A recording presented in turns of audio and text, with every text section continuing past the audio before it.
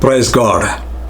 വീണ്ടും ഒരു പ്രാവശ്യം കൂടെ ദൈവസന്നിധിയിൽ ദൈവത്തിൻ്റെ വചനം ധ്യാനിപ്പാൻ നമുക്ക് കർത്താവ് തന്ന സമയത്തെ ഓർത്ത് ഞാൻ ദൈവത്തെ സ്തുതിക്കുന്നു. കഴിഞ്ഞ ചില ആഴ്ചകളായിട്ട് നാം പഠിച്ചുകൊണ്ടിരിക്കുന്നത് ബൈബിൾ ബുക്സിലൂടെയുള്ളതായ ഒരു യാത്ര എന്നുള്ളതായ ഒരു പരമ്പരയാണല്ലോ. അതിൻ്റെ 12ാമത്തെ ലെസൺ വരെയാണ് കഴിഞ്ഞ ആഴ്ച നമ്മൾ എടുത്തത്.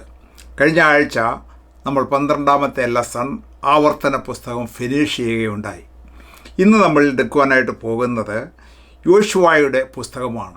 24 അധ്യായങ്ങൾ ഉണ്ട് എങ്കിൽ തന്നെയും അതിൻ്റെ ഒരു സർവേ അല്ലെങ്കിൽ അതിൻ്റെ ഒരു സമ്മറി എന്ന നിലയിൽ 1 മണിക്കൂർ കൊണ്ട് ഒരു ചെറിയ പഠനം ഈ പുസ്തകത്തെക്കുറിച്ച് നടത്തുവാനായിട്ടാണ് ഇന്നും കർത്താവിൽ ആശ്രയിച്ച് ഞാൻ ആഗ്രഹിക്കുന്നത്.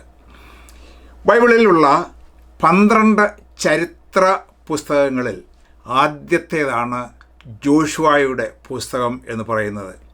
ജോഷുവയുടെ പുസ്തകം എന്ന് പറയുമ്പോൾ അത് പഞ്ചഗ്രന്ഥങ്ങൾ, അതായത് ഉൽപ്പത്തി, പുറപ്പാട്, ലേവ്യ, സംഖ്യ, ആവർത്തനം എന്ന ഈ 5 പുസ്തകങ്ങൾ മോശ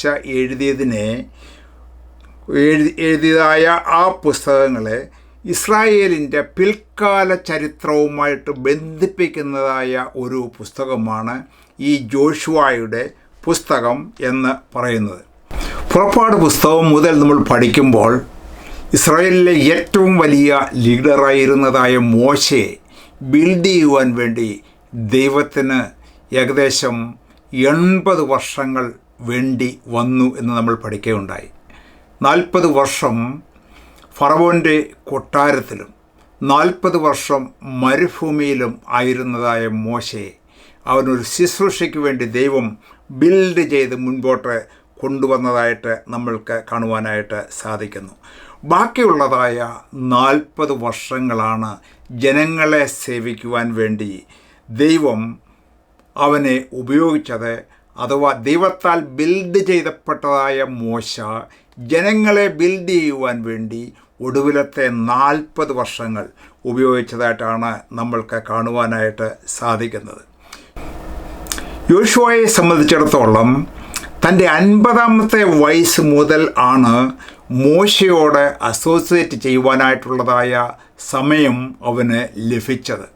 അതായത് മോശ മരുഭൂമിയിൽ നിന്നും മിസ്രൈമിലേക്ക് ചെന്നപ്പോൾ ഏകദേശം 50 വയസ്സുള്ള ഒരു യുവാവായിരുന്നു ഈ ജോഷുവ എന്ന് പറയുന്നതായ ആൾ എന്ന് നമ്മൾക്ക് കണക്ക് കൂട്ടിയാൽ മനസ്സിലാക്കുവാനായിട്ട് സാധിക്കുന്നതാണ്. യോശുവയെ സംബന്ധിച്ചിടത്തോളം അവൻ ബുദ്ധിമാനായ ഒരു സൈന്യാധിപനായിരുന്നു എന്ന് ഈ പുസ്തകങ്ങളിലൂടെ നമ്മൾക്ക് മനസ്സിലാക്കുവാനായിട്ട് സാധിക്കും. അവൻ വളരെ ധൈര്യശാലിയായുള്ളതായ ഒരു സോൾജറായിരുന്നു എന്ന് ഈ പുസ്തകത്തിൽ നിന്ന് നമ്മൾക്ക് മനസ്സിലാക്കുവാനായിട്ട് സാധിക്കുന്നു.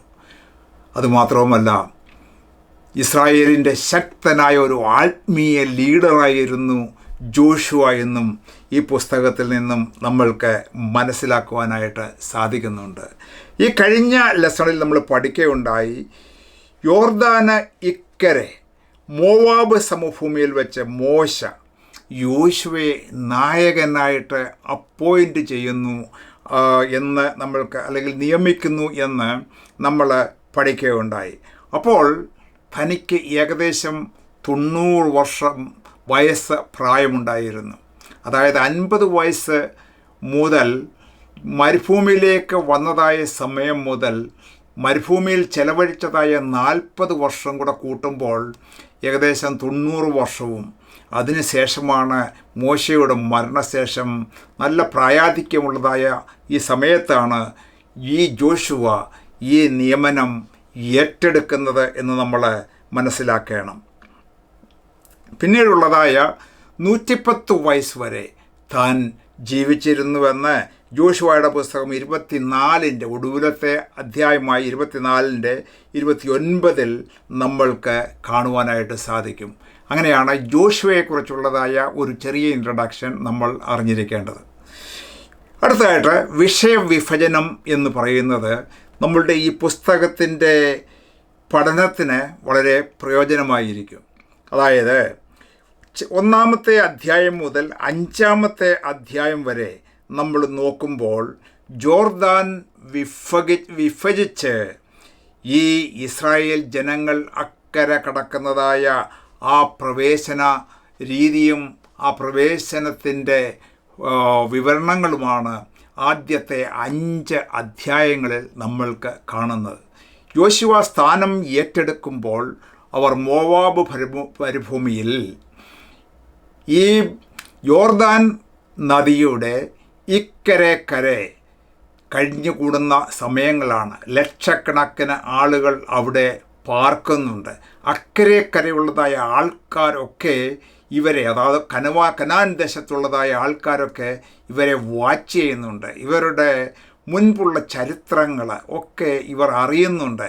അങ്ങനെയുള്ളതായ സാഹചര്യത്തിൽ അവർ ആ ഇക്കരെ നിന്നും അക്കരയ്ക്ക് കടക്കുന്നതായ ആ ഒരു പ്രക്രിയയാണ് ആദ്യത്തെ 5 അധ്യായങ്ങളിൽ നമ്മൾ പഠിക്കുന്നത്. പിന്നീടുള്ളതായ 6 മുതൽ 12 വരെയുള്ളതായ അധ്യായങ്ങളിൽ നമ്മൾ കാണുന്നത് ഇവർ യോർദാൻ വിഭാഗിച്ച് അക്കരെ കടന്നതിന് ശേഷമായിട്ട് കനാൻ ദേശത്തുള്ളതായ ഓരോരോ രാജ്യങ്ങൾ, ചെറിയ രാജ്യങ്ങൾ പിടിച്ചടക്കുന്നതായ വിവരണങ്ങളാണ് അവിടെ നമുക്ക് കാണുവാനായിട്ട് സാധിക്കുന്നത് 6 മുതൽ 12 വരെയുള്ളതായ അധ്യായങ്ങളിൽ. എന്നിട്ട് 13 മുതൽ 21 വരെയുള്ളതായ അധ്യായങ്ങളിൽ നമ്മൾക്ക് കാണുവാനായിട്ട് സാധിക്കുന്നത് ഇവരെല്ലാവരും കൂടെ ഒന്നിച്ച് പിടിച്ചടക്കിയതായ ആ കനാൻ ദേശങ്ങളും അതുപോലെ തന്നെ അവർ നേരത്തെ ആ യോർദാൻ്റെ ഇക്കരെ താമസിച്ചതായ മോവാബ് മരുഭൂമിയും കൂടെ ചേർത്ത് ഈ 12 ഗോത്രങ്ങൾക്കായിട്ട് വിഭജിച്ച് കൊടുക്കുന്ന വിഭജന രീതി ഒക്കെയാണ് നമ്മൾക്ക് ഈ ഒടുവിലത്തെ അധ്യായങ്ങളിൽ കാണുവാനായിട്ട് സാധിക്കുന്നത്. എന്നിട്ട് ഒടുവിലത്തെ 24 വരെയുള്ളതായ അധ്യായങ്ങളിൽ വളരെ വയോധികനായ ഈ ലീഡർ അല്ലെങ്കിൽ ജോഷുവ തൻ്റെ ജനങ്ങളെ ദൈവത്തിൻ്റെ ന്യായപ്രമാണം ഒക്കെ ഉപദേശിക്കുന്നു. അത് വിട്ടുമാറാതെ എല്ലായ്പ്പോഴും തനിക്ക് ദൈവത്തിൽ നിന്ന് ലഭിച്ചതായ ഇൻസ്ട്രക്ഷൻ പോലെ തന്നെ തൻ്റെ ജനറേഷന് അത് പകർന്നു കൊടുക്കുന്നു. അങ്ങനെ അവരെ ഉറപ്പിച്ചിട്ടാണ് താൻ ഈ ലോകത്തിൽ നിന്നും കടന്നു പോകുന്നത്. ഇതാണ് ഈ ജോഷുവ എന്ന ബൈബിളിലെ പുസ്തകത്തിൻ്റെ വിഷയം നമ്മൾ വിഭാഗിച്ചാൽ നമ്മൾക്ക് മനസ്സിലാക്കുവാനായിട്ട് സാധിക്കുന്നത്.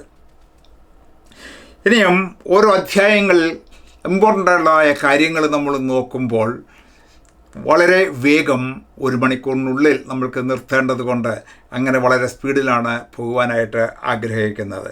യോശുവയുടെ പുസ്തകം 1-ന്റെ 1-ഉം 2-ഉം വാക്യങ്ങൾ നമ്മൾ വായിക്കുമ്പോൾ ദൈവം തന്നെ ജോഷുവയെ അപ്പോയിൻ്റ് ചെയ്യുന്നതായിട്ടാണ് കാണുവാനായിട്ട് സാധിക്കുന്നത്. ആദ്യം മോശ ഇസ്രായേലിൻ്റെ നായകനായിട്ട് തന്നെ ശുശ്രൂഷിച്ചു കൊണ്ടിരുന്ന ജോഷുവയെ അപ്പോയിൻ്റ് ചെയ്തു നായകനായി.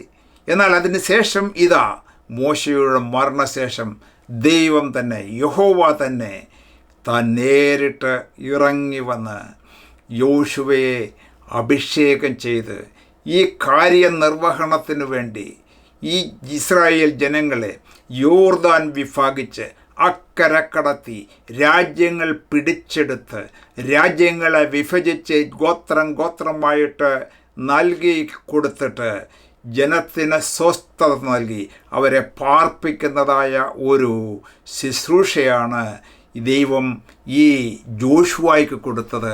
അവൻ അത് വളരെ മനോഹരമായിട്ട് ചെയ്തു എന്ന് നമ്മൾക്ക് കാണുവാനായിട്ട് സാധിക്കുന്നു. ഈ 1-ാം അധ്യായത്തിൽ തന്നെ കാണുന്നത് ദൈവം ഈ യോശുവയെ എങ്ങനെ ധൈര്യപ്പെടുത്തുന്നു, ബലപ്പെടുത്തുന്നു എന്നുള്ളതായ കാര്യമാണ് നമുക്ക് കാണാനായിട്ട് സാധിക്കുന്നത്.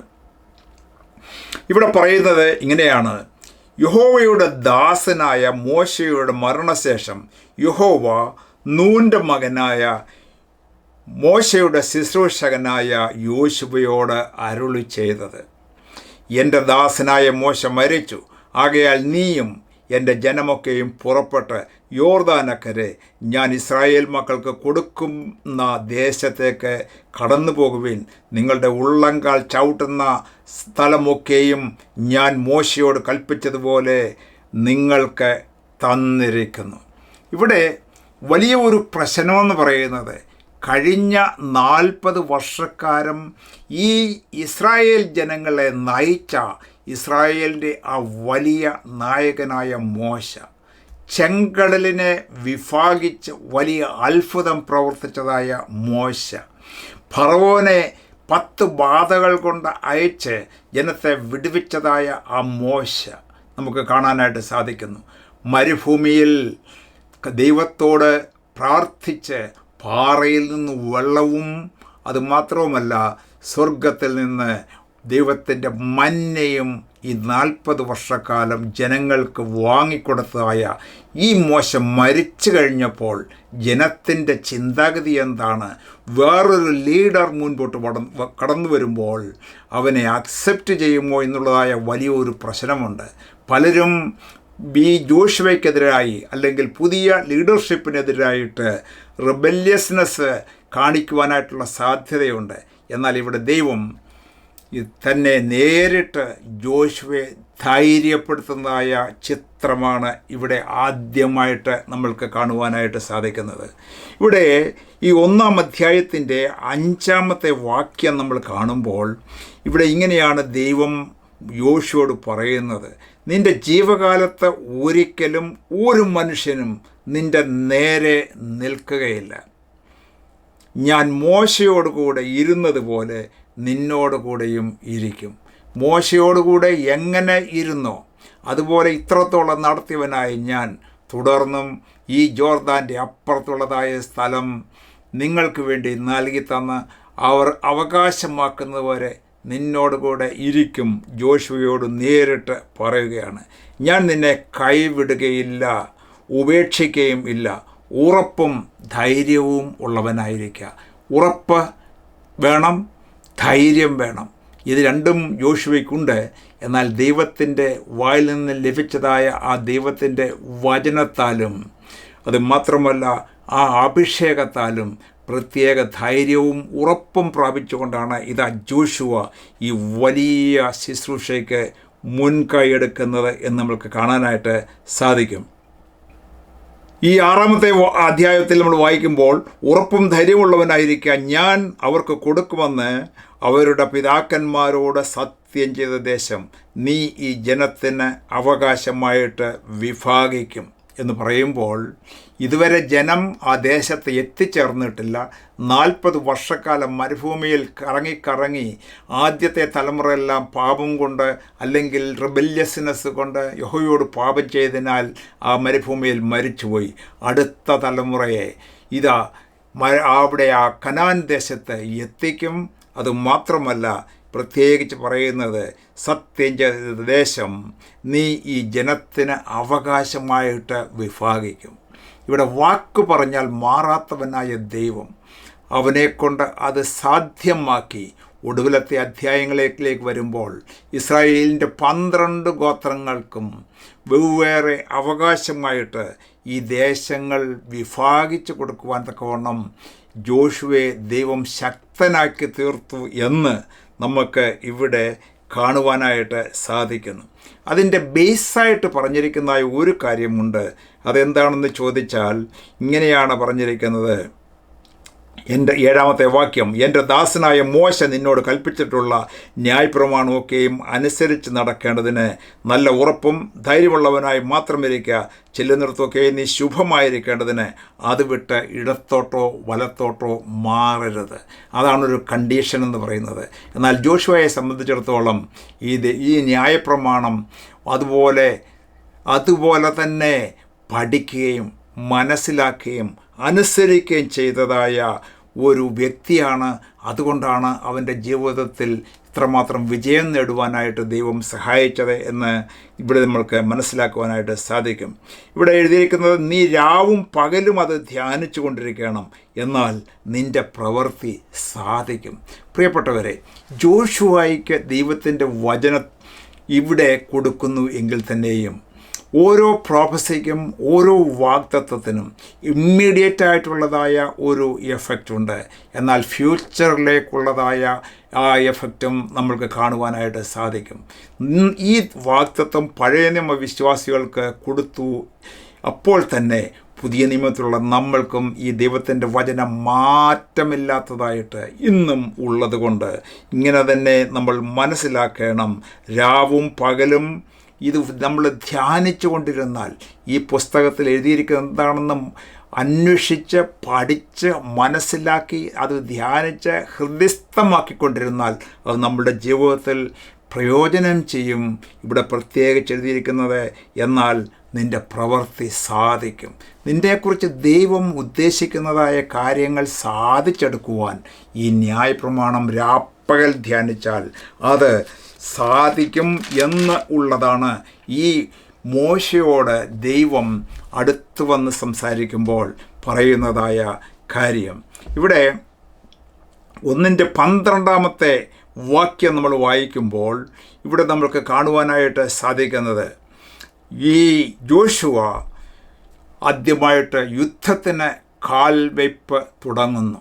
അടുത്ത ഘട്ടം നമുക്ക് കാണാനായിട്ട് സാധിക്കുന്നു. എന്ന് പറഞ്ഞാൽ ഈ ലക്ഷക്കണക്കിനുള്ളതായ ജനങ്ങൾ ജോർദാന് ഇപ്പുറത്തുള്ള സമഭൂമിയിൽ ആയിരിക്കുമ്പോൾ അവരെ എല്ലാം കോർഡിനേറ്റ് ചെയ്തുകൊണ്ട് ഈ ഗോത്ര തലവന്മാരെയും ലീഡേഴ്സിനെയൊക്കെ വിളിച്ചിട്ട് അതൊക്കെയും അസൈൻമെൻറ്റ് കൊടുത്തിട്ട് ജനങ്ങളെ എല്ലാം ഇൻഫോം ചെയ്യുകയാണ്.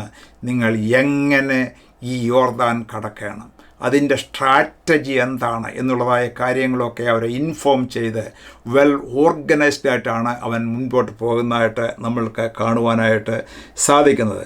12-ാം അധ്യായത്തിൽ വീണ്ടും ഇവിടെ മറ്റൊരു ചെറിയ പ്രശ്നമുണ്ട്. അവിടെയും അവൻ കറക്ഷൻ അവിടെ നടത്തുകയാണ് ഈ പ്രവർത്തനത്തിന് മുൻപായിട്ട്.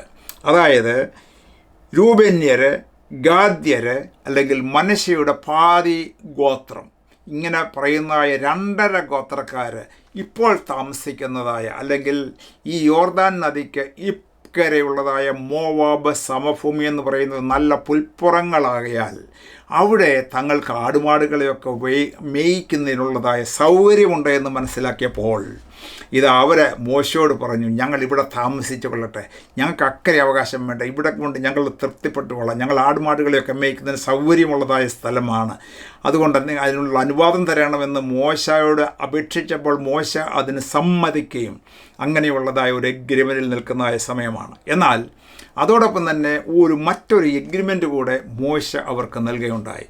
അതായത് ഈ യോർദാൻ കടന്ന് അക്കരയ്ക്ക് കടന്നു ചെന്നിട്ട് ഈ കനാന്യ മല്ലന്മാരുമായിട്ട് യുദ്ധം ചെയ്ത് ആ ദേശം പിടിച്ചെടുക്കുമ്പോൾ ഈ പറയപ്പെടുന്നതായ രൂബേന്യര്, ഗാദ്യര്, അതുപോലെ തന്നെ മനശ്ശെയുടെ പാതി ഗോത്രം ഇവർ യുദ്ധത്തിൽ നിന്നും ഒഴിഞ്ഞവരായിട്ട് സുഖമായിട്ട് ഇവിടെ പാർക്കുവാനായിട്ട് മോശെ അനുവദിച്ചില്ല.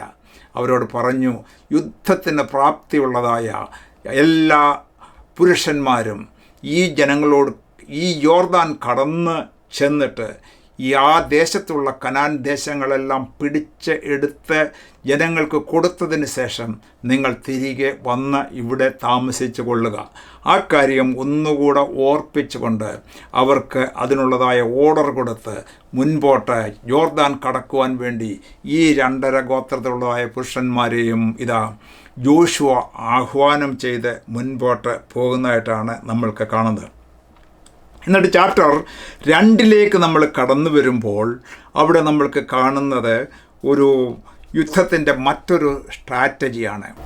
യുദ്ധത്തിന് വളരെ പ്രാപ്തി ഉണ്ടായിരുന്നതായ യുദ്ധതന്ത്രജ്ഞനായിരുന്നതായ ജോഷുവയുടെ ആദ്യത്തെ സ്ട്രാറ്റജി എന്ന് പറയുന്നത് ഇക്കര നിന്നും അക്കരയ്ക്ക് 2 ഒറ്റുകാരെ അയക്കുന്നു.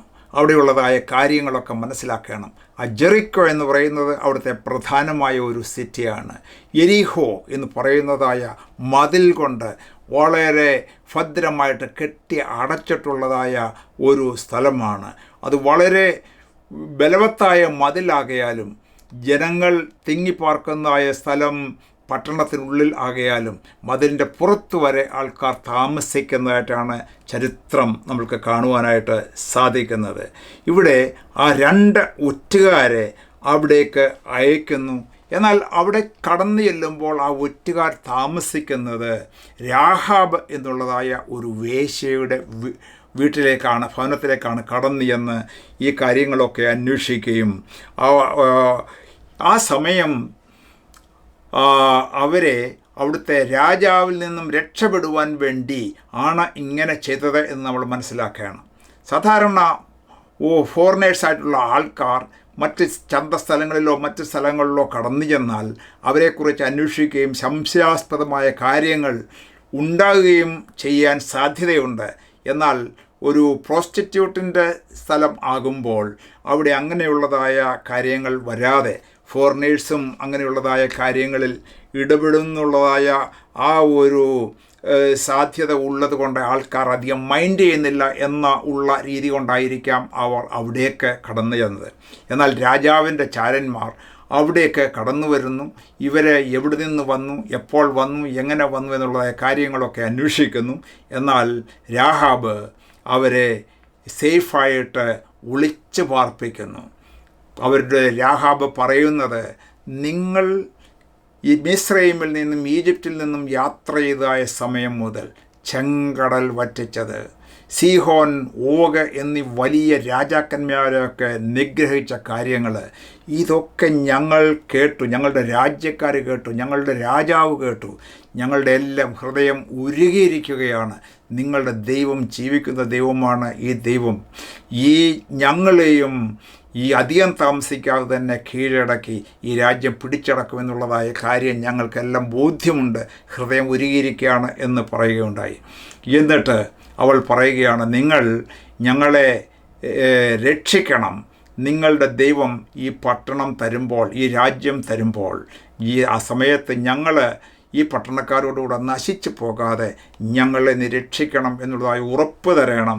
അങ്ങനെയെങ്കിൽ ഞാൻ നിങ്ങളേക്കും എന്നാൽ കഴിയാവുന്ന സഹായം ചെയ്യാമെന്നുള്ളതായ ഒരു എഗ്രിമെൻറ്റോടുകൂടെ ആ രാജാവിൻ്റെ ചാരന്മാരിൽ നിന്നും ഇവൾ അവരെ രക്ഷിക്കുന്നതായിട്ട് നമ്മൾക്ക് കാണുവാനായിട്ട് സാധിക്കുന്നു.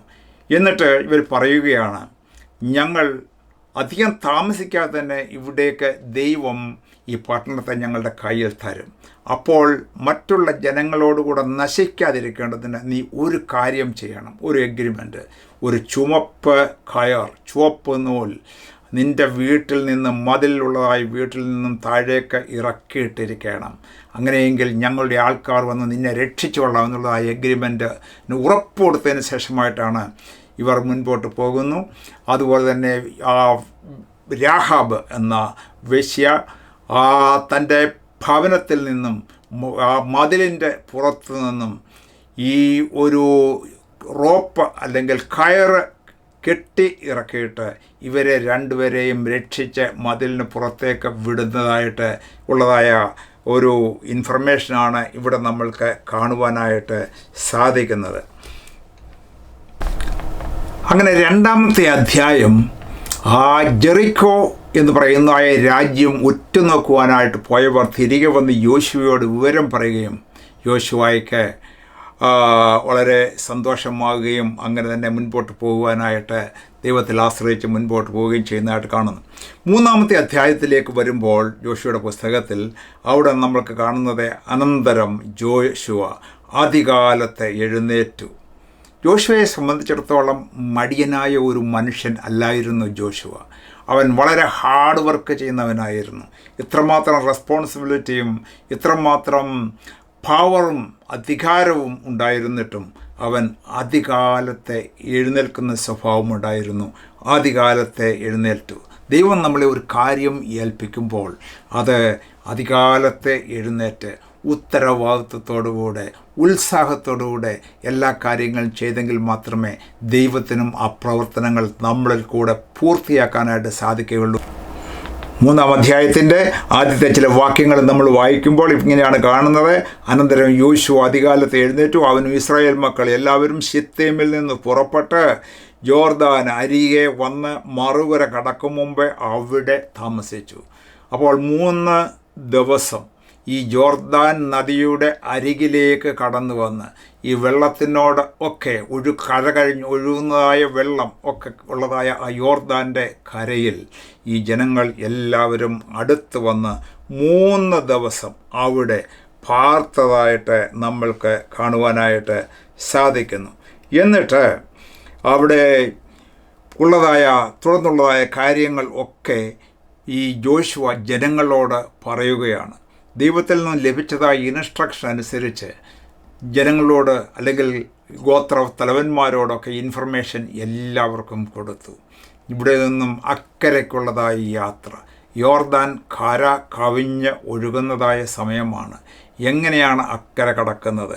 ഈ വിവരങ്ങൾ ദൈവത്തിൽ നിന്നും ആലോചന പ്രാപിച്ചുകൊണ്ട് ഈ യോശുവ ജനങ്ങൾക്ക് പറഞ്ഞു കൊടുക്കുന്നത്, ഈ ലേവ്യ പുരോഹിതന്മാർ ദൈവത്തിൻ്റെ നിയമപ്പെട്ടകം തോളിൽ വഹിച്ചുകൊണ്ട് അവർ ജോർദാൻ്റെ വെള്ളത്തിൽ കാലുകൾ മുക്കുമ്പോൾ അല്ലെങ്കിൽ കാലുകൾ ചവിട്ടുമ്പോൾ അല്ലെങ്കിൽ സ്റ്റെപ്പ് വെക്കുമ്പോൾ തന്നെ യോർദാൻ ഇതാ ഡിവൈഡ് ചെയ്യുന്നു. അല്ലെങ്കിൽ അതിൻ്റെ ഒഴുക്ക് നിന്ന് അവിടെ താഴോട്ടുള്ള ഭാഗം എല്ലാം തന്നെ വെള്ളം ഒഴുകിപ്പോയി കരയായിട്ട് തീരുന്നു. വെള്ളം ചിറ പോലെ അവിടെ നിൽക്കുന്നതായ ഒരവസ്ഥയുണ്ടാകും.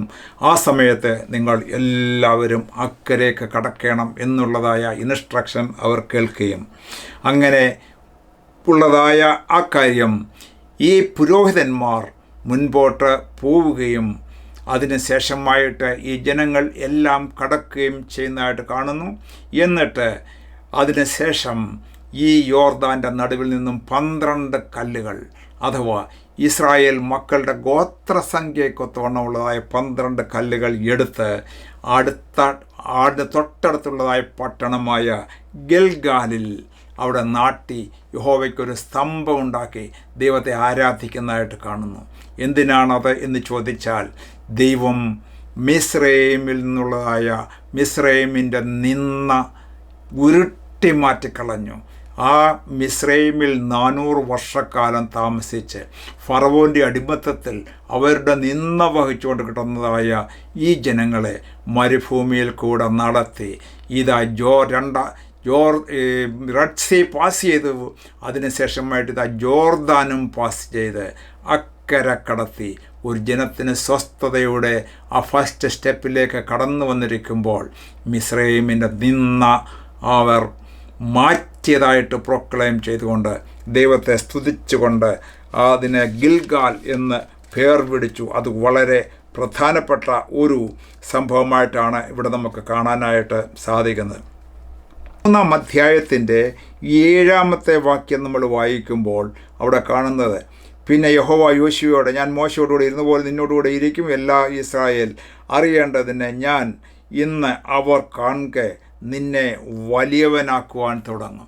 അതുവരെയും മോശെ വലിയവനായി കണ്ടിരുന്നതായ ഇസ്രായേൽ മക്കളുടെ മധ്യത്തിൽ ഇതാ മറ്റൊരു മഹാസംഭവം, വ്യത്യസ്തമായ ഒരു അത്ഭുതം നടത്തുന്നു. ആ ജോർദാൻ നദിയുടെ ഒഴുക്ക് അവിടെ നിൽക്കുന്നു.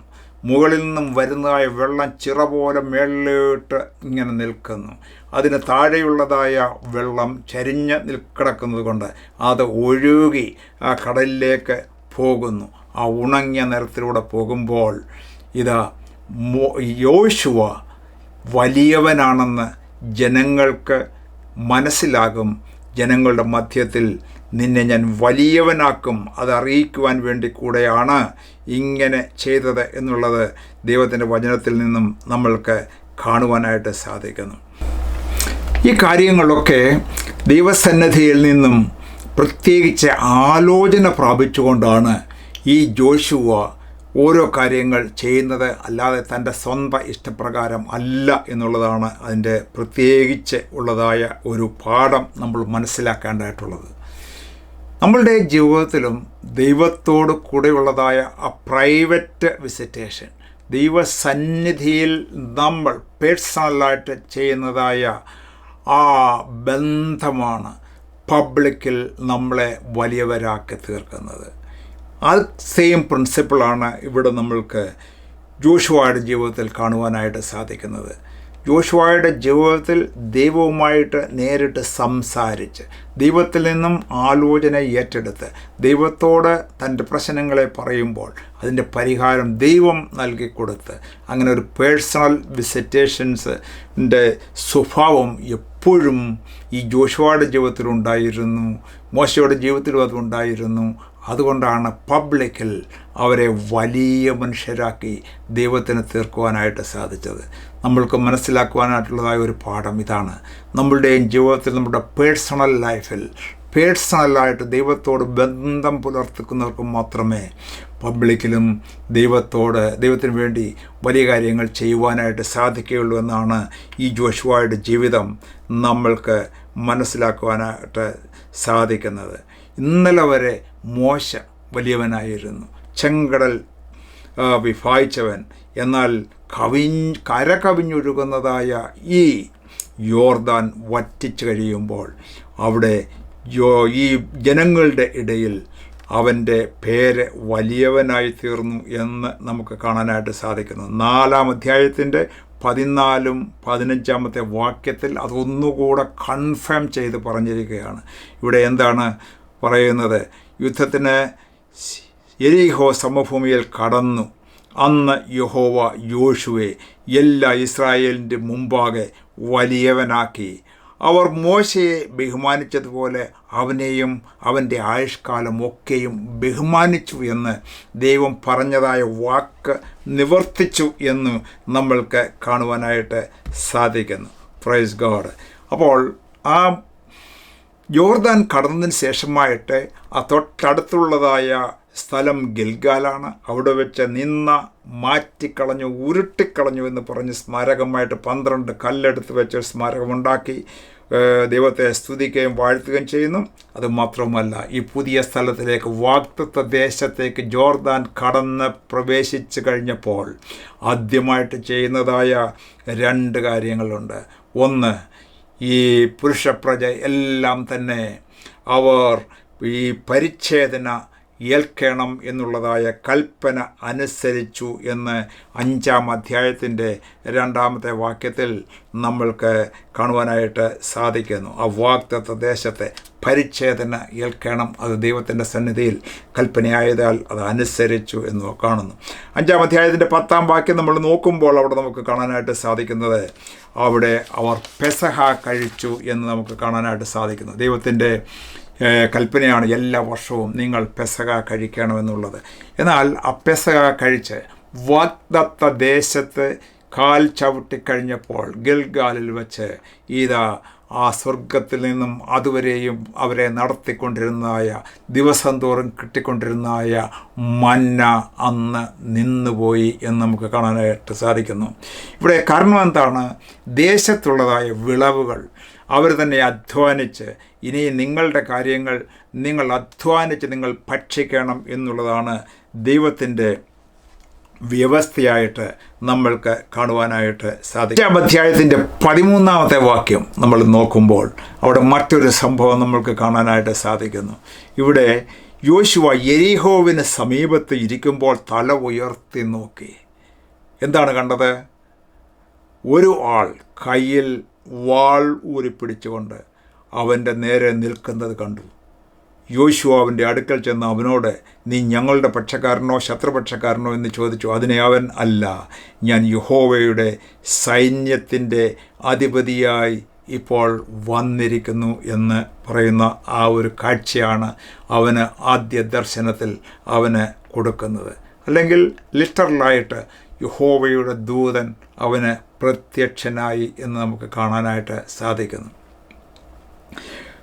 ഒരുപക്ഷെ പഴയ നിയമത്തിൽ ദൈവത്തിൻ്റെ ദൂതൻ എന്നുള്ളത് നമ്മുടെ യേശു ക്രിസ്തുവിനെക്കുറിച്ച് പഴയ നിയമത്തിൽ പല സ്ഥലങ്ങളിലും നമ്മൾക്ക് കാണുവാനായിട്ട് സാധിക്കുന്നുണ്ട്.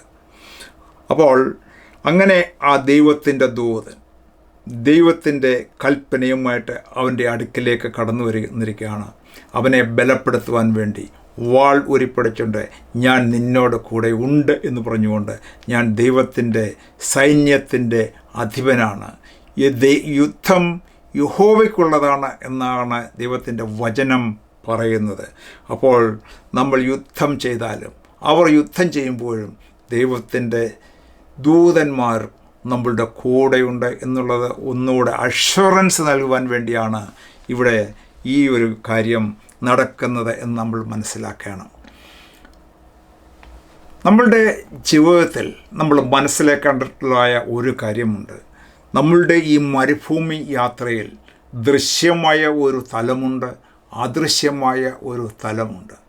ഈ ദൃശ്യമായത് നമ്മൾക്ക് പലതും നമ്മളുടെ മുമ്പിലുള്ളത് നമ്മൾക്ക് കാണുവാനായിട്ട് സാധിക്കുന്നുണ്ട്. എന്നാൽ അദൃശ്യമായ ഒരു ലോകമുണ്ട്.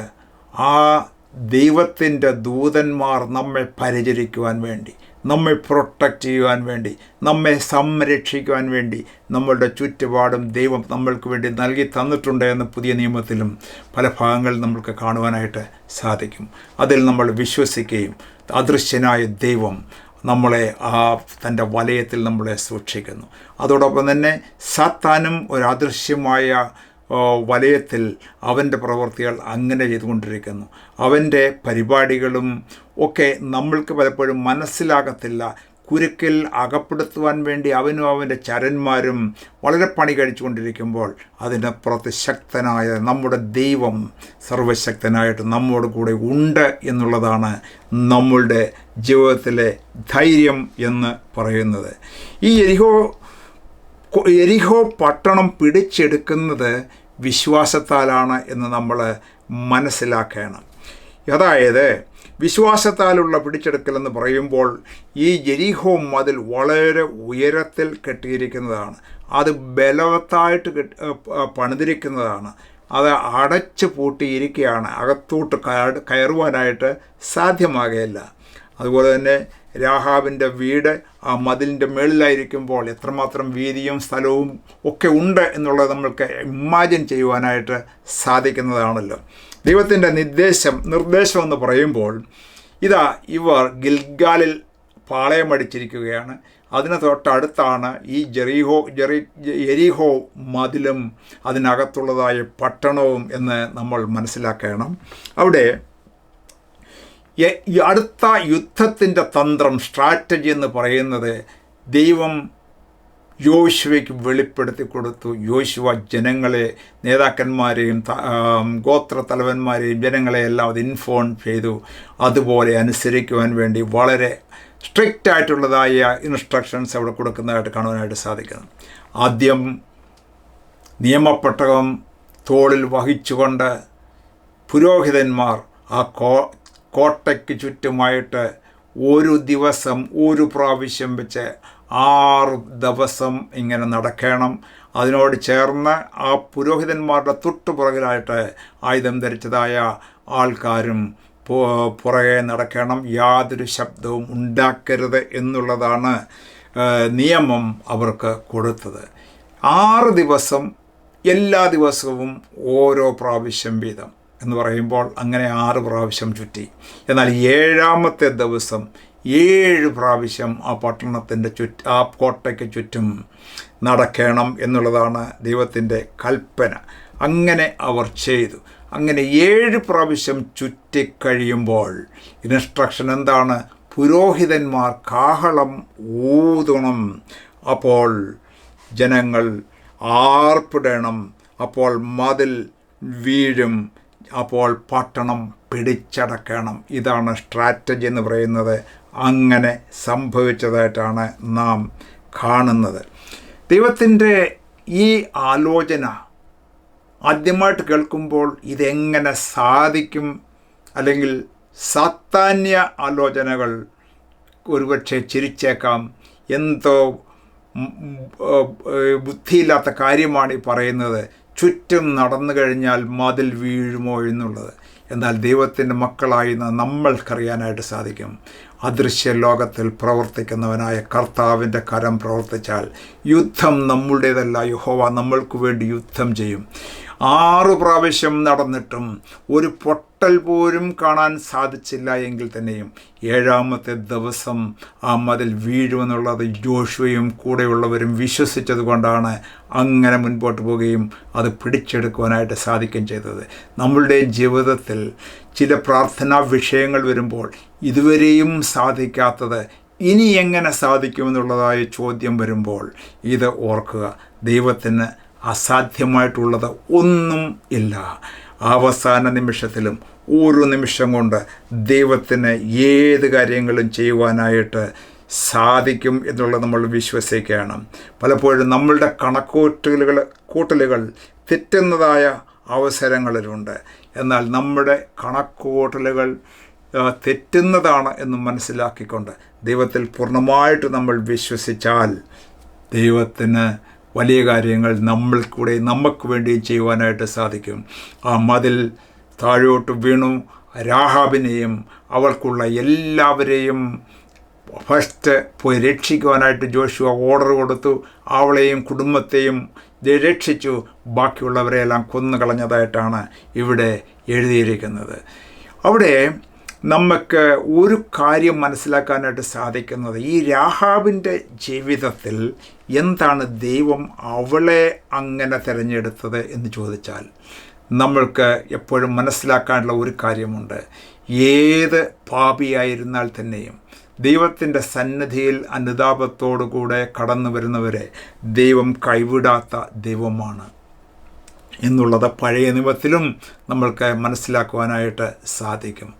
ഈ രാഹാബ് വളരെയധികം പാപം ചെയ്ത ആണെങ്കിൽ തന്നെയും ദൈവത്തെ ദൈവവുമായിട്ട് കണക്ക് കൂട്ടുകയും ദൈവം ജീവിക്കുന്ന ദൈവമാണെന്ന് മനസ്സിലാക്കുകയും ഈ ദൈവത്തെ ആരാധിക്കണം, ഈ ജനത്തോടുകൂടെ എനിക്കൊരു പങ്ക് വേണമെന്നുള്ള ആഗ്രഹം ഉണ്ടാകുകയും ഹൃദയത്തിൽ നിന്നും ആഗ്രഹിച്ചുകൊണ്ട് ദൈവം അവൾക്ക് ആ ഒരു ഭാഗ്യം നൽകി.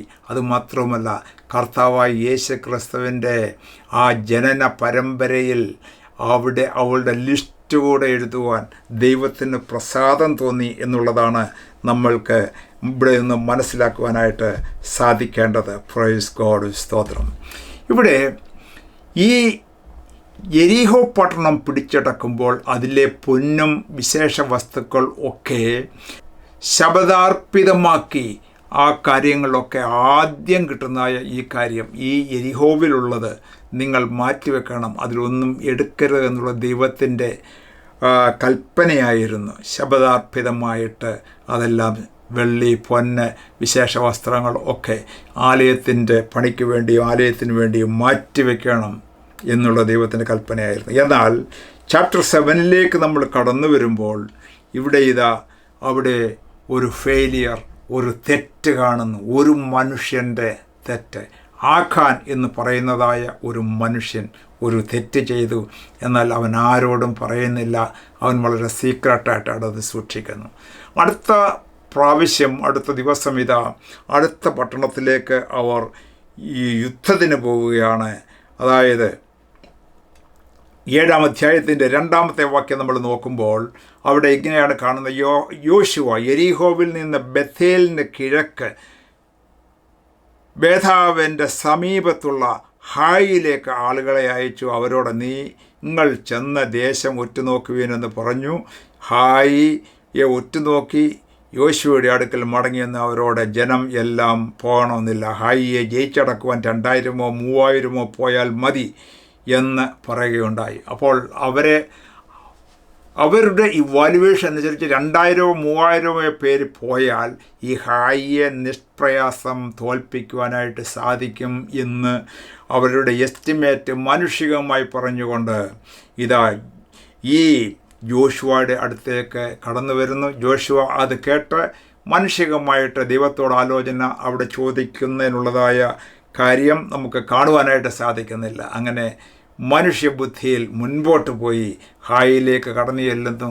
വളരെ പരാജിതരായിട്ട് അവിടെ നിന്നും ഓടിപ്പോകുന്നതായിട്ട് നമുക്ക് കാണുവാനായിട്ട് സാധിക്കുന്നു. 36ഓളം പേര് അവിടെ മരിച്ചതായിട്ട് നമുക്ക് എഴുതിയിരിക്കുന്നു. അവരിൽ 36ഓളം പേരെ കൊന്നു. അവരെ പട്ടണവാതിക്കൽ തുടങ്ങി ശബരിയും വരെ പിന്തുടർന്ന് മലഞ്ചെരിയിൽ വെച്ച് അവരെ തോൽപ്പിച്ചു എന്ന് കാണുന്നു. അപ്പോൾ യോശുവയ്ക്ക് വളരെ പ്രയാസമായി. ദൈവം ഞങ്ങളോടുകൂടെ ഉണ്ടെന്ന് പറഞ്ഞു. കഴിഞ്ഞ യെരിഹോ മതിൽ തകർത്തു, അവിടെ വലിയ വിജയം തന്നു. ഇവിടെ ഒരു ചെറിയ പട്ടണത്തിൽ ഞങ്ങൾ തോറ്റു പോകുന്നല്ലോ, എന്താണ് ഇതിൻ്റെ കാരണമെന്ന് പറഞ്ഞുകൊണ്ട് ഈ ജോഷുവയും ഇസ്രായേൽ മൂപ്പന്മാരൊക്കെ വളരെ കരച്ചിൽ നടത്തുന്നതായിട്ട് കാണുന്നു. അപ്പോൾ ദൈവം ജോഷുവയോട് പറയുന്നതായ ഒരു കാര്യമുണ്ട്. 10-ാമത്തെ വാക്യത്തിൽ ഇങ്ങനെയാണ് എഴുതിയിരിക്കുന്നത്, 7-ാം അധ്യായത്തിൻ്റെ. അന്ന് യഹോവ യോശുവയോട് അരുളി ചെയ്ത്, എഴുന്നേൽക്ക, നീ ഇങ്ങനെ സാഷ്ടാംഗം വീണ് കിടക്കുന്ന എന്ത്? ഇസ്രായേൽ പാപം ചെയ്തിരിക്കുന്നു. അതുവരെ യോശുവയ്ക്ക് ഇസ്രായേൽ പാപം ചെയ്തുവെന്നോ ആഖാൻ ഇങ്ങനെ എടുത്തിട്ടുണ്ടെന്നുള്ള വിവരം അറിയാതെയാണ് മുൻപോട്ട് ഈ വിഷമിച്ച് കരയുന്ന ദൈവസന്നിധിയിൽ. ഇസ്രായേൽ പാപം ചെയ്തിരിക്കുന്നു, ഞാൻ അവരോട് കൽപ്പിച്ചിട്ടുള്ള എൻ്റെ നിയമം അവർ ലംഘിച്ചിരിക്കുന്നു, അവർ ശപഥാർപ്പിതം എടുത്തിരിക്കുന്നു, അവർ മോഷ്ടിച്ച് മറവ് ചെയ്ത് തങ്ങളുടെ സാമാനങ്ങൾക്കിടയിൽ അത് വെച്ചിരിക്കുന്നു എന്ന് പറയുന്നു. ഇവിടെ തുടർന്ന് നമ്മൾ നോക്കുമ്പോൾ ഇങ്ങനെയാണ് പറയുന്നത്, ശാപം നിങ്ങളുടെ ഇടയിൽ നിന്ന് നീക്കാതെ ഇരുന്നാൽ ഞാൻ നിങ്ങളോട് കൂടെ ഇരിക്കയില്ല. നീ എഴുന്നേറ്റ് ജനത്തെ ശുദ്ധീകരിക്കണം, അവരോട് പറക, നാളത്തേക്ക് നിങ്ങളെ തന്നെ ശുദ്ധീകരിപ്പിൻ. ഇസ്രായേലേ, നിൻ്റെ നടുവിൽ ഒരു ശാപമുണ്ട്. ശാപം നിങ്ങളുടെ ഇടയിൽ നിന്ന് നീക്കിക്കളയും വരെ ശത്രുക്കളുടെ മുമ്പിൽ നിൽപ്പാൻ നിനക്ക് കഴിയുകയില്ല എന്നിങ്ങനെ ഇസ്രായേലിൻ്റെ ദൈവമായ യഹോവ കൽപ്പിക്കുന്നു. ഇവിടെ ശാപമുള്ളതായ സ്ഥലത്ത് ദൈവത്തിന് വസിക്കുവാനായിട്ട് സാധ്യമല്ല, ദൈവത്തിന് പ്രവർത്തിപ്പാനായിട്ട് സാധ്യമല്ല. പ്രിയപ്പെട്ടവരെ, മനുഷ്യജാതിയുടെ ചരിത്രം നമ്മൾ നോക്കുമ്പോൾ നമ്മുടെ പൂർവ്വപിതാവായിരുന്ന ആദ്യത്തെ ആദാം ഈ ശാപത്തിൽ അകപ്പെട്ടു പോയി. കാരണം അനുസരണക്കേട് മൂലം. അവരുടെ സന്തതികളാണ് നാം. അതുകൊണ്ട് നമ്മൾക്ക് ആർക്കും തന്നെ പുകഴ്ച പറയുവാനായിട്ടോ പാരമ്പര്യത്തിൽ പുകഴുവാനായിട്ടോ ഇല്ല എന്ന് നമ്മുടെ മനസ്സിലാക്കണം. ഈ ശാപമുള്ളിടത്തോളം കാലം ദൈവത്തിന് അവരുടെ ഹൃദയത്തിൽ വസിപ്പാനായിട്ട് സാധ്യമാകുകയില്ല. എന്നാൽ പഴയ നിയമത്തിൽ എല്ലാം അതിനുള്ള പ്രതിവിധി ഓരോ വർഷവും ആൾക്കാർ ചെയ്തിങ്ങനെ ശുദ്ധീകരിച്ചുകൊണ്ടിരുന്നപ്പോൾ, ഇപ്പോൾ ഇതാ പുതിയ നിയമത്തിലേക്ക് വന്നിരിക്കുമ്പോൾ നമ്മൾ എത്ര ഭാഗ്യവാന്മാരാണ്.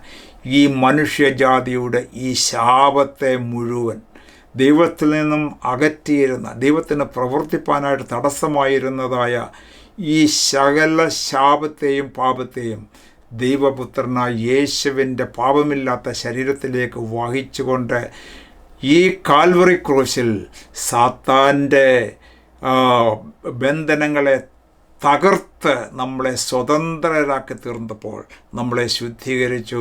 നമ്മളുടെ ശാപമെല്ലാം മാറ്റി നമ്മളുടെ ഹൃദയത്തിൽ ദൈവം വസിക്കുവാനായിട്ട് വന്നു എന്നുള്ളതാണ് ഇവിടെ നിന്നും പുതിയ നിയമത്തിൽ നമ്മൾ മനസ്സിലാക്കേണ്ട കാര്യം. അപ്പോൾ പഴയ നിയമത്തിൽ ഒരു ശാപം അവൻ്റെ ജീവിതത്തിൽ വന്നപ്പോൾ അവിടെ നിന്നും ദൈവത്തിൻ്റെ പ്രസൻസ് മാറിപ്പോയി, ദൈവകോപം അവിടെ വരുന്നു, ദൈവത്തിൻ്റെ സഹായം അവിടെ ലഭിക്കുന്നില്ല. എന്നാൽ നമ്മളുടെ ജീവിതത്തിൽ ഇതെല്ലാം മാറ്റിയിട്ട് ക്രിസ്തുയേശുവിൽ കൂടെ സമാധാനം അനുഭവിപ്പാൻ, സന്തോഷം അനുഭവിപ്പാൻ തക്കവണ്ണം കർത്താവ് നമ്മളെ സഹായിക്കുന്നവർക്ക് നമ്മൾ എല്ലായ്പ്പോഴും ദൈവസന്നിധിയിൽ നന്ദിയുള്ളവരായിരിക്കണം. Praise God, praise God. അപ്പോൾ ക്രമേണ നമ്മൾ നോക്കുമ്പോൾ ആഖാൻ പിടിക്കപ്പെടുന്നു. ചീട്ടിട്ട് ആഖാൻ്റെയും കുടുംബത്തെയും എല്ലാം കല്ലെറിഞ്ഞ് അവിടെ ആഖോർ താഴ്വര എന്നുള്ളതായ ഒരു താഴ്വര അവിടെ ഉണ്ടായി. ആ മനുഷ്യരുടെ കോപവും ദൈവത്തിൻ്റെ കോപവും എല്ലാം അവൻ്റെ മേൽ ജ്വലിച്ചിറങ്ങിയതായിട്ടാണ് നമ്മൾക്ക് ഇവിടെ കാണുവാനായിട്ട് സാധിക്കുന്നത്. Praise God. അതിനുശേഷമായിട്ട് ദൈവത്തിൻ്റെ ആലോചന പ്രകാരം ജോഷുവ ഹായ് പട്ടണം പിടിച്ചെടുക്കുവാനായിട്ട് പോകുന്നു. പതിയിരിപ്പുകാരെ ഇരുത്തുന്നു. 30,000 ആൾക്കാരെ സംഘടിപ്പിച്ചുകൊണ്ട് മുൻപിലും പിറകിലുമായിട്ട് ആൾക്കാരെ ഇരുത്തുകയും ആ സ്ട്രാറ്റജി ഉപയോഗിച്ചിട്ട് വിജയം കൈവസമാക്കുകയും ആ ഹായ് പട്ടണത്തെ കൊള്ള ചെയ്യുവാനുള്ളതായ അവകാശവും അധികാരവും ജനങ്ങൾക്ക് ദൈവം കൊടുത്തു. ദൈവം അവരെ സഹായിച്ചു എന്ന് ആണ് ദൈവത്തിൻ്റെ വചനത്തിൽ നിന്നും നമ്മൾക്ക് മനസ്സിലാക്കുവാനായിട്ട് സാധിക്കുന്നത്. Praise God. 10-ാം അധ്യായത്തിലേക്ക് നമ്മൾ കടന്നു വരുമ്പോൾ ഇവിടെ നമ്മൾക്ക് കാണുവാനായിട്ട് സാധിക്കുന്നത് മറ്റൊരു യുദ്ധമാണ്. ഗിബിയോൻ നിവാസികൾ ഇസ്രായേലിനോട് സഖ്യത ചെയ്ത് അവരുടെ കൂട്ടത്തിലായി എന്ന് യെരുശലേം രാജാവ് മനസ്സിലാക്കുന്നു. ഈ ഗിബിയോൻ നിവാസികളെന്ന് പറയുന്നത് അവരെ ഒരു ചതിവിൽ കൂടെ ഇസ്രായേലിനോട് സഖ്യത ചെയ്ത് നിങ്ങൾ ഞങ്ങളെ ഉപദേശിക്കല, നിങ്ങൾ ഞങ്ങളെ ഉപദ്രവിക്കുകയില്ല, ഞങ്ങൾ ദൂരദേശത്ത് വന്നവരാണെന്ന് പറഞ്ഞുകൊണ്ട് കള്ളം പറഞ്ഞിട്ടാണ് ഗിബിയോൻ നിവാസികൾ, അടുത്തുള്ളതായ ഒരു രാജ്യക്കാർ, ഇസ്രയേലുമായിട്ട് സഖ്യം ചെയ്ത് ഞങ്ങളെ കൊന്നുകളയരുത്, നിങ്ങൾക്ക് അടിമകളായിട്ട് നിന്നുകൊള്ളാം എന്നൊക്കെ പറഞ്ഞുകൊണ്ട് വളരെ സൗമ്യതയോടുകൂടെ യോശുവയോട് അടുക്കുകയും അവരുമായിട്ട് ഒരു സഖ്യത ചെയ്യുകയും ചെയ്തു. വാസ്തവത്തിൽ അതൊരു ചതിവായിരുന്നു. എന്നാൽ ഈ കാര്യം അറിഞ്ഞപ്പോഴാണ് ഇത് 5 രാജാക്കന്മാർ ചേർന്ന് ഈ ജോഷുവയോട് യുദ്ധം ചെയ്യുവാനായിട്ട് വരുന്നു എന്ന് ഇവിടെ എഴുതിയിരിക്കുകയാണ്. എന്നാൽ ദൈവം ഇവരോട് പറയുകയുണ്ട്, നീ ഭയപ്പെടേണ്ട, യുദ്ധം യഹോവയ്ക്കുള്ളതാണ്, യഹോവ അവരെ സഹായിക്കുമെന്നുള്ളതായ ആ അഷ്വറൻസ് കിട്ടുകയും ഇവിടെ നമുക്ക് കാണുവാനായിട്ട് സാധിക്കുന്നു. 10-ാം അധ്യായത്തിൻ്റെ 11-ാമത്തെ വാക്യത്തിൽ എഴുതിയിരിക്കുന്നത്, യഹോവ ആകാശത്തിൽ നിന്ന് വലിയ കല്ല് അവരുടെ മേൽ പെയ്യിച്ച് അവരെ കൊന്നു. ഈ 5 രാജ്യക്കാർ ഒരുമിച്ച് വന്നെന്ന് പറയുമ്പോൾ അതൊരു വലിയ യുദ്ധമാണ്. ഇവർക്ക് അഫോർഡ് ചെയ്യുവാൻ, നേരിടുവാനായിട്ട് സാധിക്കുകയില്ല. അതിനുള്ളതായ യുദ്ധ സാമഗ്രികളൊന്നും ഇവരുടെ കയ്യിലില്ല. എന്നാൽ യഹോവ അവർക്ക് വേണ്ടി യുദ്ധം ചെയ്തു എന്നാണ് ഇവിടെ എഴുതിയിരിക്കുന്നത്. അപ്പോൾ ഇവിടെ യഹോവ യുദ്ധം ചെയ്തത് ആകാശത്തു നിന്നും, ആകാശത്തെ നിയന്ത്രിക്കുന്നവൻ, പ്രകൃതിയെ നിയന്ത്രിക്കുന്നവൻ, മഞ്ഞിനെയും മഴയെയും നിയന്ത്രിക്കുന്നവൻ, ഇതിനെയൊക്കെ കല്ലുകളാക്കി മാറ്റുവാൻ കഴിവുള്ളവൻ, ആകാശത്തു നിന്നും മഞ്ഞ് കട്ടകളോ കല്ലുകളോ മോളിൽ നിന്നും താഴേക്ക് ആകാശത്തിൽ നിന്നും വലിയ കല്ല് അവരുടെ മേൽ പെയ്യിച്ച് അവരെ കൊന്നു കളഞ്ഞതായിട്ടാണ് നമുക്ക് കാണുന്നത്. ഇസ്രായേൽ മക്കൾ വാൾ കൊണ്ട് കൊന്നവരേക്കാൾ കന്മഴയാൽ മരിച്ചു പോയവർ അധികമായിരുന്നു എന്ന് എഴുതിയിരിക്കുന്നു. വീണ്ടും ഈ 5 രാജ്യങ്ങളുമായിട്ട് ഈ ജോഷുവയുടെ നേതൃത്വമുള്ളതായ യുദ്ധം അവിടെ പെട്ടെന്ന് തീർന്നില്ല. അവരെ കൊന്ന് വെട്ടി താഴ്ത്തിക്കൊണ്ട് മുൻപോട്ട് പോകുമ്പോൾ നേരെ ഇരുട്ടുവാൻ പോകുന്നു, സന്ധ്യയാകുന്നു. ഇന്നത്തെ പോലെ ലൈറ്റിങ്ങിൻ്റെ സംവിധാനമൊന്നും അവിടെയില്ല. ഇതിവിടെ വിശ്വാസത്തിൻ്റെ പുറത്ത് ഈ ജോഷുവ, ദൈവം എന്നോട് കൂടെ ഉണ്ട്, ദൈവം സർവ്വത്തിൻ്റെയും സൃഷ്ടിതാവാണ്, അവനാണ് നിയന്ത്രിക്കുന്നത് എന്നുള്ളതായ അധികാരം ഏറ്റെടുത്തുകൊണ്ട് ഇവൻ പറയുന്ന ഒരു വാക്കുണ്ട്, ഒരു സൂപ്പർ നാച്ചുറൽ കാര്യം സംഭവിക്കുവാൻ വേണ്ടി യോശുവ തന്നെ ദൈവത്തിൻ്റെ നാമത്തിൽ കൽപ്പിക്കുകയാണ്.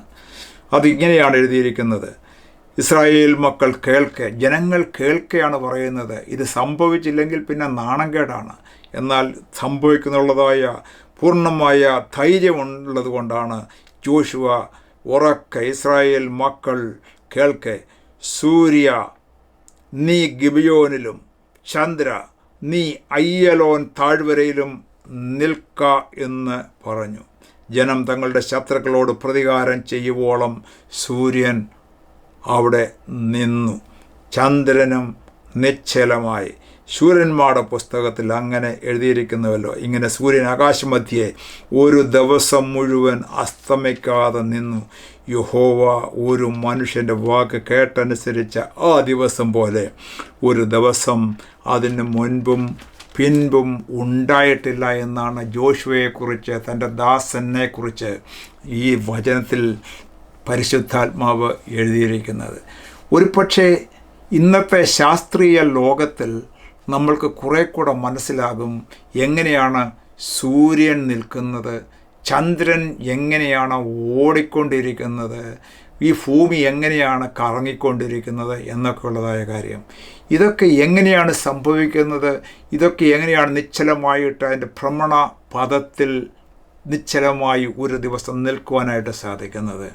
അതെല്ലാം ദൈവത്താൽ സൃഷ്ടിക്കപ്പെട്ടവന് ഇതെല്ലാം സാധ്യമാണ്, അവൻ്റെ ഒരു വാക്കുകൊണ്ട് സാധിക്കും എന്നുള്ളത് നമ്മൾ വിശ്വസിക്കണം. ഒരു ദൈവദാസൻ ഇപ്രകാരം പറയുകയുണ്ടായി, അല്ലെങ്കിൽ ആ ദൈവദാസനോട് ചോദിക്കുകയുണ്ടായി, ഈ യോനയെ കടലാന വിഴുങ്ങിയെന്ന് പറഞ്ഞാൽ നിങ്ങൾക്കത് വിശ്വസിക്കാനായിട്ട് സാധിക്കുമോ? അപ്പോൾ അദ്ദേഹം പറയുകയുണ്ടായി, അത് മാത്രമല്ല, ജോന കടലാനിയെ വിഴുങ്ങെന്ന് പറഞ്ഞാലും ഞാനത് വിശ്വസിക്കും എന്നാണ് ആ ദൈവദാസൻ ആ ചോദ്യത്തിന് മറുപടിയായി കൊടുത്തത്. കാരണം ദൈവത്തിൻ്റെ വചനത്തിൽ ഒന്നും തന്നെ തെറ്റില്ല. ആ ദൈവത്തിൻ്റെ വചനത്തിൽ എഴുതിയിരിക്കുന്നത് എല്ലാം അതുപോലെ തന്നെ നമ്മൾ വിശ്വസിപ്പാനായിട്ട് കടപ്പെട്ടവരാണ്. പ്രൈസ് ഗോഡ്, സ്തോത്രം. 11-ാം അധ്യായത്തിൻ്റെ 23-ാമത്തെ അധ്യായത്തിൽ ഈ ദേശങ്ങളെ പിടിച്ചതിൻ്റെ ഒരു കൺക്ലൂഷൻ എഴുതിയിരിക്കുന്നത് ഇങ്ങനെയാണ്: യഹോവ മോശയോട് കൽപ്പിച്ചതുപോലെയൊക്കെയും യോശുവ ദേശം മുഴുവനും പിടിച്ചു.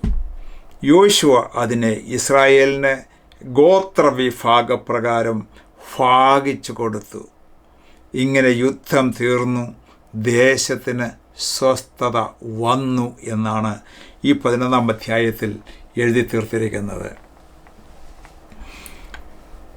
മോശയോട് പറഞ്ഞതായ ആ രാജ്യങ്ങൾ എല്ലാം തന്നെ യോശുവ പിടിച്ചെടുത്തു. എന്നിട്ട് ഇസ്രായേൽ മക്കൾക്ക് ഗോത്രമായിട്ട് എല്ലാവർക്കും പകുത്തു കൊടുത്തായിട്ടാണ് നമ്മൾക്ക് ഇവിടെ കാണുവാനായിട്ട് സാധിക്കുന്നത്. എന്നാൽ 18-ാം അധ്യായത്തിലേക്ക് നമ്മൾ കടന്നു വരുമ്പോൾ അവിടെ നമുക്ക് കാണുവാനായിട്ട് സാധിക്കുന്നു. അതിൻ്റെ 7-ാമത്തെ വാക്യത്തിൽ കാണുന്നത് ഇങ്ങനെയാണ്: ലേവ്യർക്ക് നിങ്ങളുടെ ഇടയിൽ ഓഹരി ഇല്ലല്ലോ, യഹോവയുടെ പൗരോഹിത്യം അവരുടെ അവകാശം ആകുന്നു. ഇവിടെ എല്ലാ ഗോത്രങ്ങൾക്കും അവകാശം കൊടുത്തപ്പോൾ ലേവി ഗോത്രത്തിന് ഭൂമിയുടെ അവകാശം അവർക്ക് കിട്ടിയില്ല, കൊടുത്തില്ല. അതിൻ്റെ ഒരു കാരണമുണ്ട്. കാരണം അവർക്ക് ഒരു അവകാശം ദൈവം തന്നെ കൊടുത്തു. എന്താണ് അവരുടെ അവകാശം? യഹോവയുടെ പൗരോഹിത്യം അവരുടെ അവകാശമാകുന്നു. അപ്പോൾ ഇവരെക്കാട്ടിൽ എല്ലാം വിലപിടിപ്പുള്ള ഒന്നായിട്ടാണ് ദൈവം മാനിക്കുന്നതായ ലേവ്യർക്ക് ദൈവം കൊടുത്തത്. അതെന്താണ്? ഞാൻ എൻ്റെ പൗരോഹിത്യം, എൻ്റെ അടുക്കിലേക്ക് വരുന്നതിനുള്ളതായ പൗരോഹിത്യം, എന്നെ അപ്രോച്ച് ചെയ്യുന്നതിനുള്ളതായ പൗരോഹിത്യം, ജനങ്ങളെ എങ്കിലേക്ക് ബന്ധിപ്പിക്കുന്നതായ പൗരോഹിത്യം, ജനങ്ങളെ പാപത്തിൽ നിന്ന് മോചിക്കുന്നതിന് സഹായിക്കുന്നതായ ആ പൗരോഹിത്യം, എൻ്റെയും ജനത്തിൻ്റെയും ഇടയിൽ ഇടനിൽപ്പുകാരനായ ആ മധ്യസ്ഥനായ ആ പൗരോഹിത്യം ഇതാ ലേവ്യർക്ക് ഞാൻ കൊടുത്തിരിക്കുന്നു. ലേവ്യർ എന്നെ മാനിച്ചവരാണ്, ഇനിയും അവരെ മാനിക്കും എന്ന് പറഞ്ഞുകൊണ്ട് അവർക്ക് ഭൂമിയുടെ അവകാശമല്ല, ദൈവത്തിൻ്റെ തന്നെ ആ പൗരോഹിത്യം അവരുടെ അവകാശമായിട്ട് കൊടുത്തു. എങ്ങനെയാണ് അവർ ജീവിക്കുന്നത് എന്നാൽ തുടർന്ന് നമുക്ക് കാണാനായിട്ട് സാധിക്കുന്നു. ബാക്കിയുള്ളതായ 11 ഗോത്രക്കാരും അവരുടെ ദശാംശം അവിടെ ആലയത്തിലേക്ക് കൊണ്ടുവരുമ്പോൾ അതുകൊണ്ട് അവർ ഉപജീവിക്കണം എന്നുള്ളതായിരുന്നു ദൈവത്തിൻ്റെ കൽപ്പനയായിട്ട് നമ്മൾക്ക് കാണുവാനായിട്ട് സാധിക്കുന്നത്. Praise God. ഇവിടെ ജോഷുവയുടെ പുസ്തകം 13:22 നമ്മൾ വായിക്കുവാൻ വിട്ടുപോയതായ ഒരു വാക്യം നിങ്ങളുടെ ശ്രദ്ധയിലേക്ക് കൊണ്ടുവരുവാനായിട്ട് ഞാൻ ആഗ്രഹിക്കുകയാണ്. അത് ഇങ്ങനെയാണ് എഴുതിയിരിക്കുന്നത്: ഇസ്രായേൽ മക്കൾ കൊന്നവരുടെ കൂട്ടത്തിൽ ബെയോരിൻ്റെ മകനായ ബിലയാം എന്ന പ്രശ്നക്കാരനെയും വാൾ കൊണ്ട് കൊന്നു. ഈ ബിലയാമിൻ്റെ ചരിത്രം മുമ്പ് ഉണ്ടായിരുന്നപ്പോൾ അവൻ എന്ത് ചെയ്തുവെന്നോ എങ്ങനെ അവൻ്റെ ഭാവി ആകുമെന്നോ ഒന്നും പറഞ്ഞിട്ടില്ലായിരുന്നു. എന്നാൽ ഇവിടെ അത് എഴുതി വച്ചിരിക്കുകയാണ്. അന്ന് ഒരു പ്രവാചകനായിട്ട് ദൈവത്തിൻ്റെ അരുളപ്പാട് പ്രസ്താവിക്കുവാൻ വേണ്ടി ആലോചന കേട്ടവനായിട്ട് അവിടെ വരുന്നതായ ബിലയാം. ഇവിടെ എഴുതിയിരിക്കുന്നത്: ഇസ്രായേൽ മക്കൾ കൊന്നവരുടെ കൂട്ടത്തിൽ ബെയോറിൻ്റെ മകനായ ബിലയാം എന്ന പ്രശ്നക്കാരനെയും വാൾ കൊണ്ട് കൊന്നു. ഇവിടെ ഒരു ദൈവത്തിൻ്റെ പ്രവാചകനായിട്ട് അല്ല എഴുതിയിരിക്കുന്നത്. പരിശുദ്ധാത്മാവ് എഴുതിയിരിക്കുന്നത് പ്രശ്നം വെക്കുന്ന പ്രശ്നക്കാരനായിട്ട് അവൻ്റെ സ്ഥിതി മാറിയതായിട്ട് നമ്മൾക്ക് കാണുവാനായിട്ട് സാധിക്കുന്നു. ഇനി ബിലയാമിനെക്കുറിച്ച് നമ്മൾ ഒന്നുകൂടെ ചിന്തിച്ചാൽ വെളിപ്പാട് പുസ്തകത്തിൽ 2:14 എഴുതിയിട്ടുണ്ട്. അതിനെക്കുറിച്ച് ഇച്ചിരി വിശദമായിട്ട് എഴുതിയിട്ടുണ്ട്. പെർഗമോസിലെ സഭയ്ക്ക് എഴുതുന്നത് ബിലയാമിൻ്റെ ഉപദേശം എന്തായിരുന്നു എന്നുള്ളത് അവരെ സൂക്ഷിച്ചുകൊള്ളണം എന്നാണ് എഴുതിയിരിക്കുന്നത്. ഇന്നും നമ്മളുടെ സഭകളിലും ലോകത്തിലുള്ളതായ സഭകളിലൊക്കെ പിശാചിനാൽ നടത്തപ്പെടുന്നവരും പിശാചിനാൽ കൺട്രോൾ ചെയ്യുകയും ലോകത്തിൻ്റെ ലാഭങ്ങൾക്കും മോഹങ്ങൾക്കും സ്ഥാനമാനങ്ങൾക്കും അധികാരമുള്ളവരുടെ പുറകെ പോകുന്നവരുമായ ബിലയാമിൻ്റെ കൂട്ടരെ നമുക്ക് കാണാനായിട്ട് സാധിക്കും. അവിടെ അവർ ഈ ബാലാക്കിൻ്റെ ആ സമ്മാനങ്ങളുടെ പുറകെ പോയതുകൊണ്ട് ഒരു പുതിയ ഉപദേശം ബാലാക്കിന് കൊടുത്തു. നിങ്ങളുടെ കന്യകമാരെ അവരുടെ ഇടയിലേക്ക് അയച്ചു വിടുക, എന്നിട്ട് ഈ ഇസ്രായേൽ മക്കൾ തനിച്ച് പാർക്കുന്ന ജനം എന്നുള്ളതായ സ്റ്റാറ്റസൊക്കെ ഒന്ന് മാറ്റിയിട്ട് അവർ ഈ ജനങ്ങളോടുകൂടെ കലർന്നവരായിട്ട് അങ്ങനെ ദുർമാർഗത്തിൽ പോകുന്നതിനുള്ളതായ ഒരു ഉപദേശമാണ് അവൻ പറഞ്ഞു കൊടുത്തത്. ആ ഒരു ഉപദേശത്തിൽ അല്ലെങ്കിൽ അങ്ങനെയുള്ളവരെ സൂക്ഷിക്കണം എന്നുള്ളതാണ് പരിശുദ്ധാത്മാവ് ഈവൺ ഇൻ വെളിപ്പാടിൽ ഉപദേശിച്ചിരിക്കുന്നത് എന്ന് നമ്മൾ മനസ്സിലാക്കണം. യോശുവയുടെ പുസ്തകം 14-ാം അധ്യായത്തിൽ മറ്റൊരാളെ നമ്മൾ കാണുന്നുണ്ട്. ആ ആളുടെ പേര് കാലേബ് എന്നുള്ളതാണ്.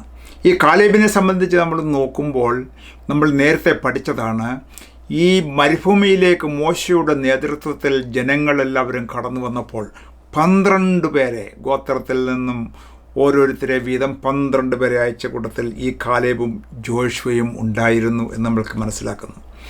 ആ കാലേബും ജോഷുവയും മാത്രമാണ് പോസിറ്റീവായിട്ട് ദൈവത്തിൽ വിശ്വസിച്ചുകൊണ്ട് ഇവരെ നമ്മൾക്ക് നേരിടുവാനായിട്ട് സാധിക്കും. ദൈവം നമ്മൾക്ക് ഈ ദേശം തന്നിരിക്കുന്നു, മനോഹരമായ ദേശമാണ് എന്ന് പോസിറ്റീവായിട്ട് പറഞ്ഞത്. എന്നാൽ ബാക്കിയുള്ള 10 പേര് നെഗറ്റീവായിട്ട് പറയുകയും റിബല്യസ് ആകുകയും മോശയെ കല്ലെറിയുവാനായിട്ട് തുടങ്ങുകയും ചെയ്തു. അതിൻ്റെ ഫലമായിട്ടാണ് ആ തലമുറ മുഴുവൻ ഈ ലോകത്തിൽ നിന്നും മാഞ്ഞു പോയ്ക്കുവാനായിട്ട് ദൈവം അനുവദിച്ചത് എന്ന് നമ്മൾ കാണുവാനായിട്ട് സാധിക്കുന്നു. എന്നാൽ ഇവിടെ ഈ 14-ാമത്തെ അധ്യായത്തിലേക്ക് കടന്നു വരുമ്പോൾ ഈ ജോർദാൻ കടന്ന കൂട്ടത്തിൽ ഈ ജോഷുവയും കാലേബും മാത്രമേ ആദ്യത്തെ തലമുറയിൽ ഉണ്ടായിരുന്നുള്ളൂ എന്നാണ് ദൈവത്തിൻ്റെ വചനം പറയുന്നത്. ഇപ്പോൾ കാലേബിന് 85 വയസ്സ് പ്രായമുണ്ട് എന്നാണ് മനസ്സിലാക്കുന്നത്. ഇവിടെ 11-ാമത്തെ വാക്യം നമ്മൾ വായിക്കുമ്പോൾ കാലേബ് തന്നെ പറയുകയാണ്, ഇപ്പോൾ എനിക്ക് 85 വയസ്സായി എന്ന് എഴുതിയിരിക്കുന്നു. 12-ാമത്തെ വാക്യം, യഹോവ എന്ന് കൽപ്പിച്ച ഈ മല ഇപ്പോൾ എനിക്ക് തരിക. അനാക്യർ അവിടെ ഉണ്ടെന്നും പട്ടണങ്ങൾ വലിപ്പവും ഉറപ്പവും ഉള്ളവയെന്നും നീ അന്ന് കേട്ടിട്ട് ഉണ്ടല്ലോ. ഹെബ്രോൻ മല യെഫുന്നയുടെ മകനായ കാലേബിന് അവകാശമായിട്ട് കൊടുത്തു.